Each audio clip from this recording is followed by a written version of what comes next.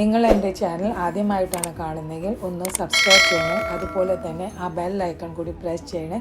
എന്നാൽ മാത്രമേ എൻ്റെ എല്ലാ വീഡിയോസ് നിങ്ങൾക്ക് കൃത്യമായി കാണാൻ ലഭിക്കൂ. അതുപോലെ തന്നെ നിങ്ങൾക്ക് എൻ്റെ വീഡിയോ ഇഷ്ടമായാൽ നിങ്ങൾ ലൈക്ക്, ഷെയർ ആൻഡ് കമൻറ്റ് ചെയ്യാൻ മറക്കരുത്.